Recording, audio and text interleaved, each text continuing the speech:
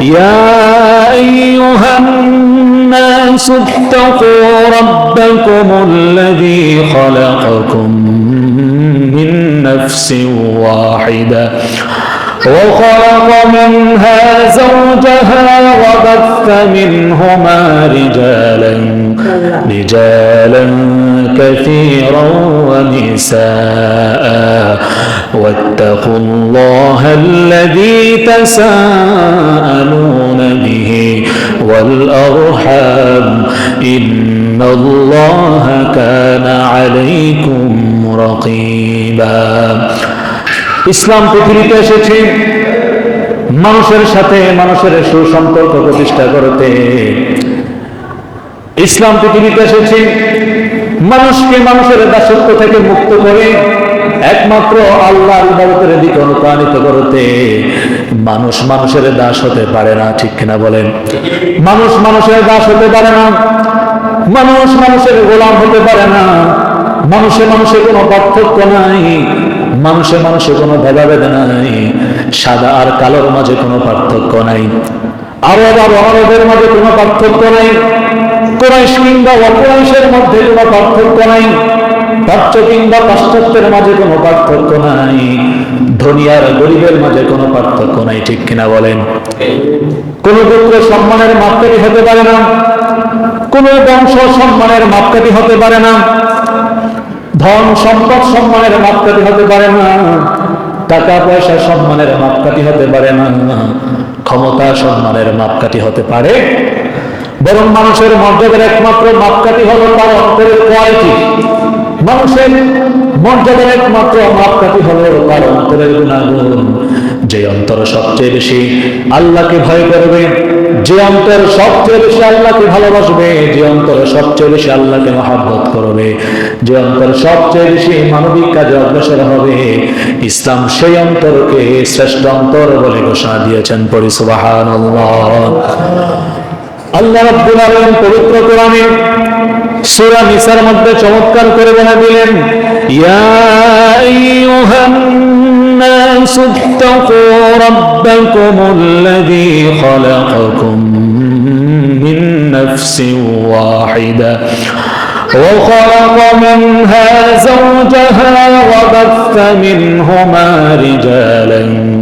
رجالا كثيرا ونساء واتقوا الله الذي تساءلون به والأرحام إن الله كان عليكم رقيبا। আল্লাহ রাব্বুল আলামিন পবিত্র কোরআনে সূরা নিসার মধ্যে বলে দিলেন, ইয়া আইয়ুহান নাস, ও দুনিয়ার মানুষ।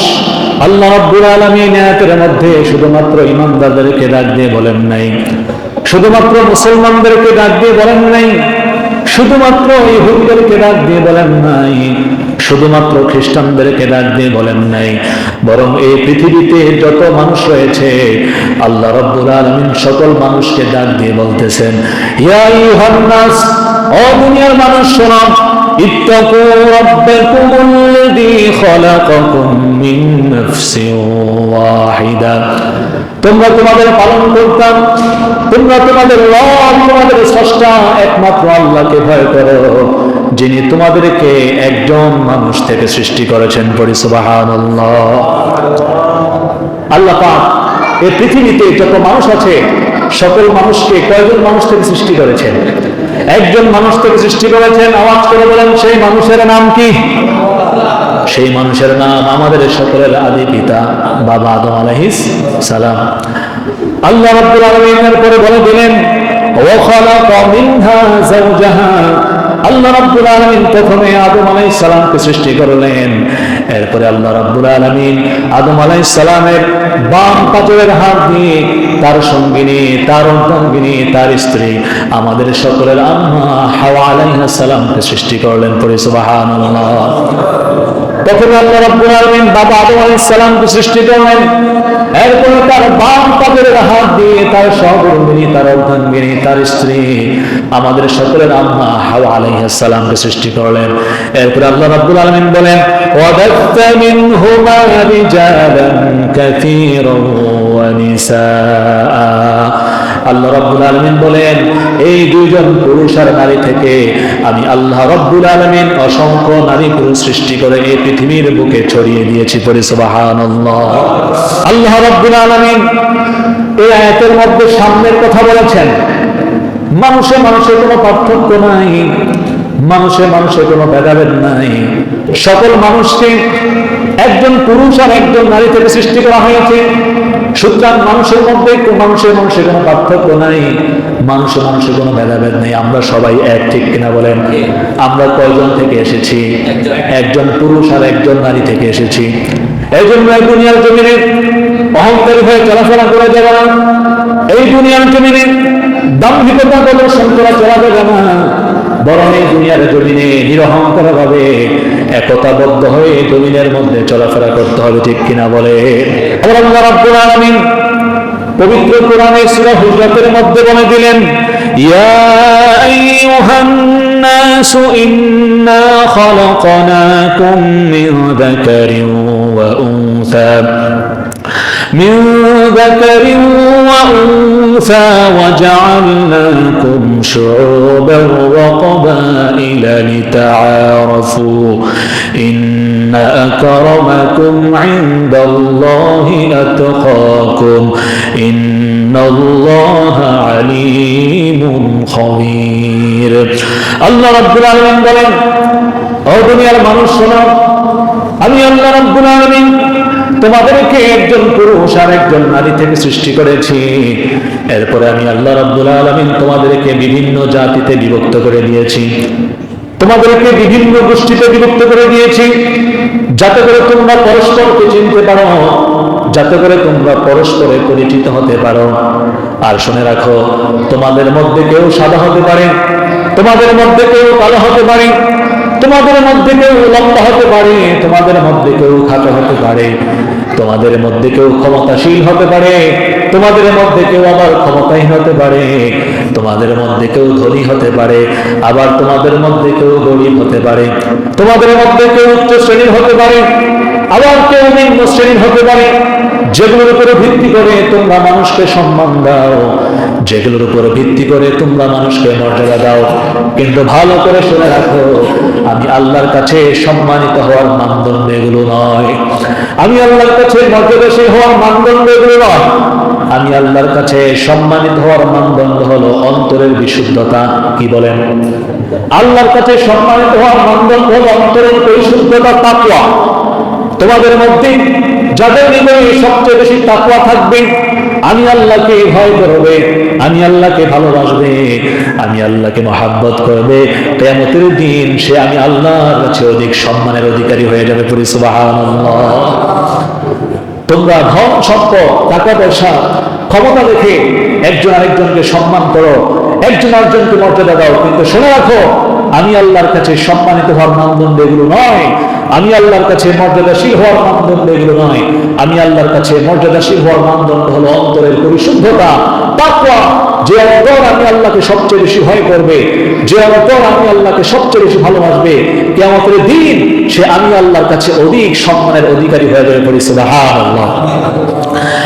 আপনি যে দলের হন না কেন, আপনি যে মতেই হন না কেন, আপনি যে পেশারই হন না কেন, আপনি যে শ্রেণীরই হন না কেন, যদি আপনার হৃদয়ে আল্লাহর প্রেম থাকে, আল্লাহর ভয় থাকে, আল্লাহর ভালোবাসা মহব্বত থাকে, তাহলে কিয়ামতের দিন আল্লাহর কাছে আপনার সম্মান অনেক বেশি হয়ে যাবে।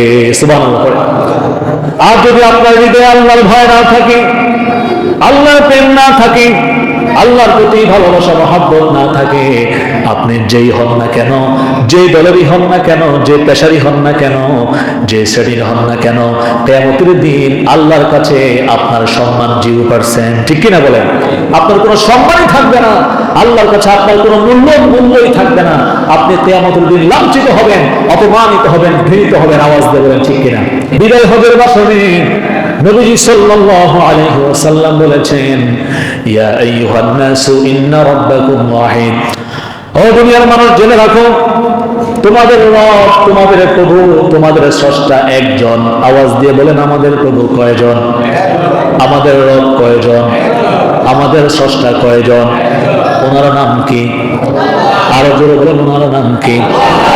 যারা একাধিক রবে বিশ্বাস করবে, একাধিক রবে, একাধিক স্রষ্টায় বিশ্বাস করবে, তারা কি মুসলমান হতে পারে? কথা বলেন। যারা একাধিক আল্লাহ বিশ্বাস করে, একাধিক রবে বিশ্বাস করে, তারা কি মুসলমান হতে পারে? তারা হলো কাফের, তারা হলো মুশরিক। আওয়াজ দিয়ে বলেন ঠিক কিনা? আমরা সবাই কয়জন রবে বিশ্বাসী? আমরা সবাই কয়জন স্রষ্টায় বিশ্বাসী? একজন স্রষ্টায় বিশ্বাসী। আল্লাহ নবী সে কথাই বললেন, ইয়া আইয়ুহান নাসু ইন্না রাব্বাকুম ওয়াহিদ। ও দুনিয়ার মানুষ, জেনে রাখো তোমাদের রব, তোমাদের প্রভু একজন করে। সুবহানাল্লাহ। এরপরে নবীজি বললেন, ওয়া ইন্না আবাকুম ওয়াহিদ। জেনে রাখো তোমাদের সকলের বাবা একজন। আওয়াজ করে বলেন, আমাদের বাবার নাম কি? কথা বলে, আমাদের সকলের বাবার নাম কি? আদম আলাইহিস সালাম। এরপরে নবীজি বললেন, লা ফাদলা লিআরাবিয়্যিন আলা আজামিয়্যিন ওয়ালা লিআজামিয়্যিন আলা আরাবিয়্যিন ইল্লা বিত্তাকওয়া। নবীজি বললেন, অনারবের উপর আরবের কোন শ্রেষ্ঠত্ব নাই, আবার আরবের উপর অনারবের কোন শ্রেষ্ঠত্ব নাই, শুধুমাত্র তাকওয়ার ভিত্তিতেই মানুষের শ্রেষ্ঠত্ব প্রমাণিত হবে। পড়ি সুবহানাল্লাহ।